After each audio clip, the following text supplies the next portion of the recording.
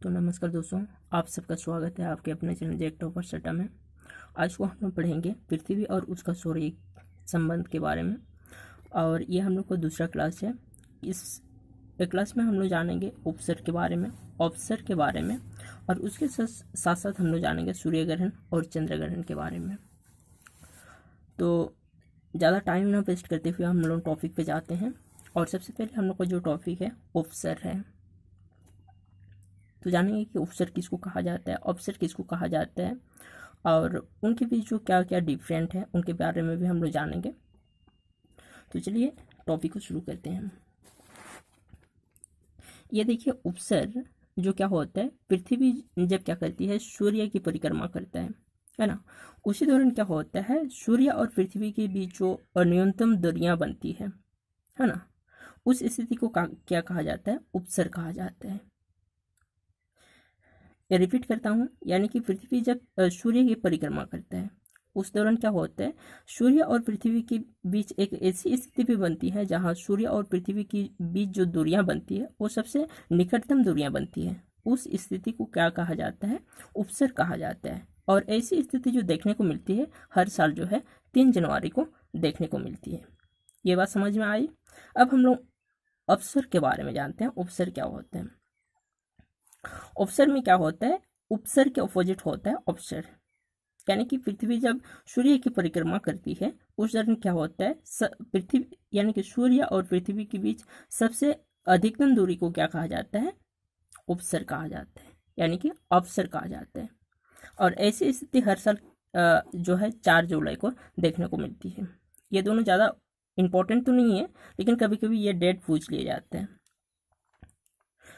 अब देखते हैं क्या होता है कि अवसर और अवसर को जो है एक काल्पनिक रेखा के माध्यम से जो है दोनों को क्या करती है, सूर्य के केंद्र भाग में जोड़ती है ना।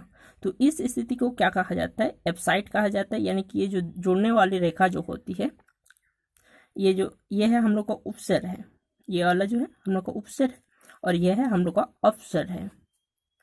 ये दोनों को जो है सूर्य की जो केंद्र है उन केंद्रों में क्या करती है, एक काल्पनिक रेखा के माध्यम से उपसर और अवसर दोनों को जोड़ती है।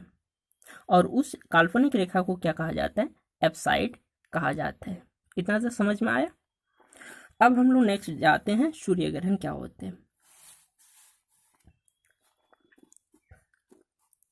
ये देखिए,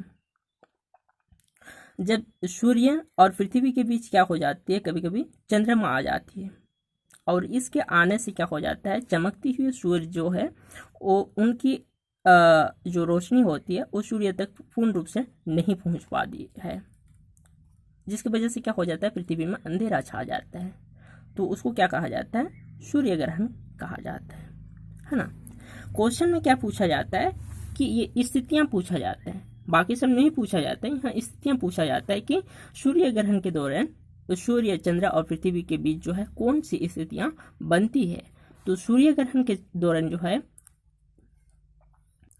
सॉरी थोड़ा सा डिस्टर्ब हो गया था। तो सूर्य ग्रहण के दौरान जो है कौन सी स्थिति बनती है, सूर्य पहले होता है, बीच में कौन आ जाता है, चंद्रमा आ जाता है, और लास्ट में जो कौन रहता है, पृथ्वी। यानी कि सूर्य और पृथ्वी के बीच कौन आ जाता है, चंद्रमा आ जाता है। और चंद्रमा के आने की वजह से क्या होता है, सूर्य की रोशनी जो है पृथ्वी पर नहीं पहुंच पाती है, और इस स्थिति को ही क्या कहा जाता है, सूर्य ग्रहण कहा जाता है। और यहाँ पे सूर्य ग्रहण जो होता है 2 तरह का होता है, एक होता है आंशिक सूर्य ग्रहण होता है, दूसरा होता है पूर्ण सूर्य ग्रहण होता है। आंशिक सूर्य ग्रहण की स्थिति में क्या होता है कि उसमें सूर्य को जो है चंद्रमा आधा, यानी कि सूर्य के आधे भाग को ढकता है। उस स्थिति को क्या कहा जाता है, आंशिक सूर्य ग्रहण कहा जाता है। और पूर्ण सूर्य ग्रहण में क्या होता है, पूर्ण मतलब क्या होता है, पूरा होता है। यानी कि पूर्ण सूर्य ग्रहण में चंद्रमा सूर्य को जो है पूरी तरह से ढक देता है ना। उस स्थिति को क्या कहा जाता है, पूर्ण सूर्य ग्रहण कहा जाता है। और ये पूर्ण सूर्य ग्रहण कब होता है, अमावस्या के दिन होता है। इतना तक समझ में आया। अब हम लोग देखते हैं चंद्र ग्रहण। चंद्र ग्रहण क्या होता है कि सूर्य ग्रहण के ऑपोजिट होता है। वहां कौन बीच में आ रहा था, सूर्य ग्रहण में चंद्रमा सूर्य और पृथ्वी के बीच आ रहा था, लेकिन चंद्र ग्रहण में कौन बीच में आ जाता है? सूर्य और चंद्रमा के बीच पृथ्वी आ जाता है। और ये जब स्थिति बनती है, इस स्थिति को ही क्या कहा जाता है? चंद्र ग्रहण कहा जाता है। और ये जो है चंद्र ग्रहण जो होता है वो पूर्णिमा के दिन होता है। और इसका मतलब ये नहीं है कि हर पूर्णिमा के दिन ही चंद्र ग्रहण होती है। कभी कभी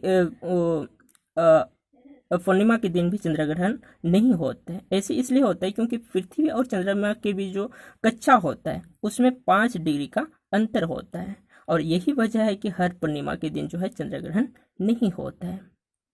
और इसमें कौन सा इम्पोर्टेंट है, यानी कि स्थिति पूछा जाता है एग्जाम में, चाहे रेलवे हो, जेपीएससी हो और अन्य एग्जाम हो। इसमें चंद्र ग्रहण में कौन सा पूछा जाता है, इम्पोर्टेंट है ये सूर्य, यानी कि सूर्य और चंद्रमा के बीच कौन आ जाता है? पृथ्वी आ जाता है। यही स्थिति पूछा जाता है। तो मुझे लगता है कि आप लोगों को जो है ये टॉपिक समझ में आ गया होगा, और अगर समझ में नहीं आया होगा तो कमेंट बॉक्स में कमेंट करके ज़रूर बताएं। हम लोग नेक्स्ट टॉपिक में पढ़ेंगे, अक्षांश पढ़ेंगे, देशांतर पढ़ेंगे और उनसे रिलेटेड चीज़ें पढ़ेंगे। और इस टॉपिक में मैं जो फालतू चीज़ें हैं उनको इंक्लूड नहीं कर रहा हूँ, सो उसके सॉरी। तो आज का क्लास यहीं पर समाप्त करते हैं, तब तक के लिए बाय।